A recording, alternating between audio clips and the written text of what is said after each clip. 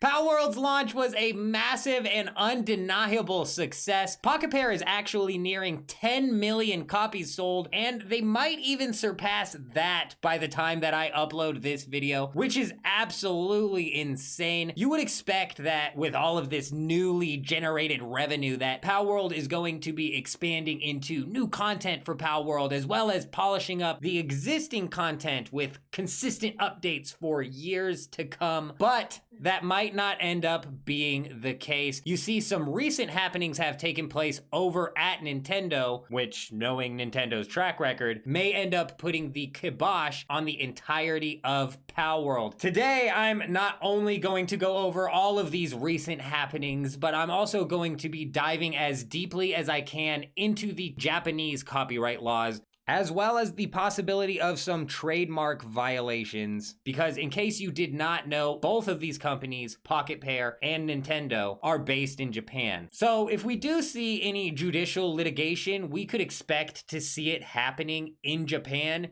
using Japanese laws. There's a lot that I need to go over inside of this video, but I'm going to do my best here to keep it short and digestible so that we can all at least have a general understanding of what could possibly happen. Let's go ahead and start everything off here with the official statement that came out of the Pokemon Company. It reads, "Inquiries regarding other companies' games." They say, "We have received many inquiries regarding another company's game released in January of 2024. We have not granted any permission for the use of Pokemon's intellectual property or assets in that game. We intend to investigate and take appropriate measures to address any acts that infringe on intellectual property rights related to Pokemon." First off, this statement is absolutely hilarious. They don't even mention Palworld. They don't even mention the game. They refuse to name drop this game. And a lot of people out there are saying right now that if Nintendo or the Pokemon Company were going to seek any judicial ramifications here, that they would have already done it, because Palworld released a trailer 3 years ago. This game's release was not a surprise, and I remember 3 years ago, everybody was saying that this game's never even actually going to come out because Nintendo's just going to shut it down. And it's not like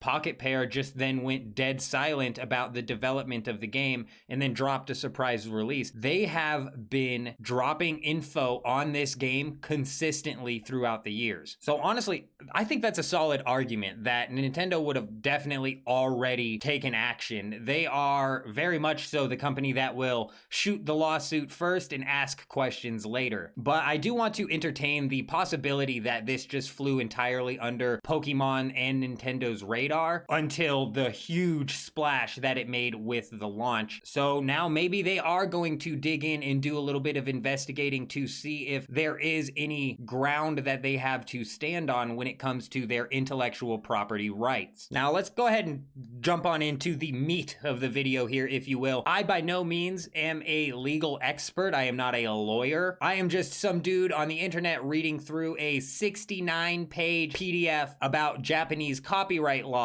trying to piece together what possibly could happen. So if you appreciate the effort, go ahead, hit that like button. Copyright law in itself is actually a whole confusing ballpark of things. I've come to find out there's several like international treaties that have gone on. It's something that has been evolving over the years as media and things that need to be copyright have kind of evolved. Some differences between Japanese and the United States copyright laws, which aren't in this PDF, are things like fair use versus fair dealing. The United States has a legal doctrine called, quote, fair use, which allows for certain uses of copyrighted material without permission for purposes such as criticism, comment, news reporting, teaching, scholarship, and research. Japan has a similar concept called fair dealing, which allows for certain uses of copyrighted material for purposes like private use, reporting, criticism, and research. The scope and the criteria for fair dealing compared to fair use are different though. And one of the last things that I want to point out when it comes to the differences is the originality requirement.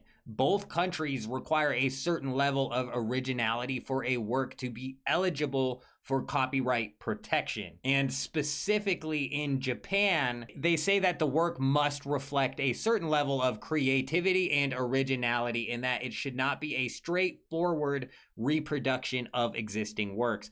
And there should be a degree of personal input and artistic or intellectual effort from the creator. They also point out that there is a low threshold. The threshold for the originality is generally considered to be relatively low, meaning that even a modest amount of creative expression or selection and arrangement of elements may be sufficient enough to meet the originality requirement. There's also this thing called idea-expression dichotomy. When it comes to Japanese copyright law, like many other copyright systems, they follow the idea-expression dichotomy, basically meaning that copyright protects the expression of ideas, but not the underlying idea themselves. Which leads me directly into chapter 3, which is the issues in practice. First, they talk about characters. They say that the term characters refers to, example, persons or animals appearing in cartoons. They say in practice, the exploitation of characters is usually handled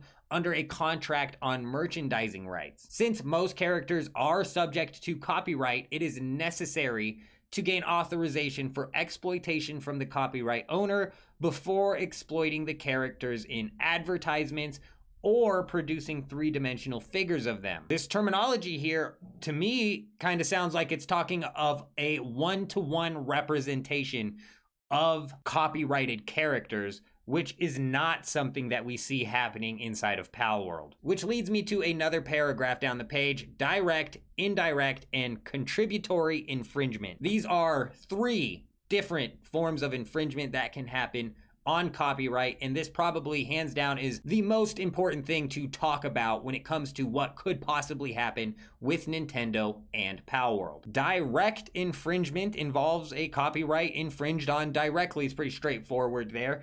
If Palworld ripped Pokemon one for one and threw them into their game, that would be direct infringement. Indirect infringement is used for vicarious liability of the employer, which is a kind of indirect liability. An example of such is where a club band exploits another party's musical work without authorization, and the owner of the club ignores this fact for his own economic gain, such as collecting some admission fees. Whereas in contributory infringement is the case where one party conspires with another party in copyright infringement by instigating or aiding in the act. It includes the manufacture or sale of illegal duplicating machines. That's right, we got some IRL dupe machines apparently. The only type of infringement that I think that Nintendo could even argue here is direct infringement, unless it ends up turning out that Palworld is colluding with Digimon or something to destroy the Pokemon brand. I think that really only leaves direct infringement. And in order to even prove that, it involves demonstrating someone else has used, reproduced, distributed, performed, or displayed the copyrighted work without authorization. So honestly, when it comes to copyright, I don't think Nintendo even has a leg to stand on unless there is some evidence that turns up of a direct copy of a Pokemon character inside of Palworld, which really only leaves one route that Nintendo could hope to use in this situation, and that is a trademark violation. Any names, logos, or any other identifiers inside of Palworld that could be confused with the Pokemon brand could be argued inside of court. The problem with that is, from what I understand, if trademark issues are proven, then copyright protections are enacted. If you went up to a random person on the street and you showed them a still image of a Pokemon next to a still image of a PAL, they might actually mistake one for the other. But I believe it's going to end up being more complicated than that, because these aren't just still image trading cards that we are looking at here. This is a full-blown game, which ends up recategorizing it in the trademark litigations. And if you show somebody the Pokemon game next to the Palworld game, I think you would be really hard pressed to find somebody that is going to call Palworld Pokemon or Pokemon Palworld. And that's just going up to a random person on the street, because in a court, I think you would be even harder pressed to find a judge that is not willing to consider Palworld its own creation. Monster catching cutesy creatures to fight with games are a common theme, but Palworld is a completely different game compared to Pokemon. Its concept, storyline, and game mechanics are all different, but even still, you can't call any of those individually unique. The concept of monster taming survival sounds a whole lot like Ark. Game mechanics of crafting from a stick to a gun sounds like every other survival game out there, and the storyline of battling faction leaders with your pals actually does kind of sound Pokemon-esque. The problem is, I don't think Pokemon-esque is going to cut it in court. I firmly believe that there are even enough creative differences between the pals and Pokemon that they probably won't even get dinged for that. Be sure to let me know all about how you feel about this down in the comments, though. I'm out.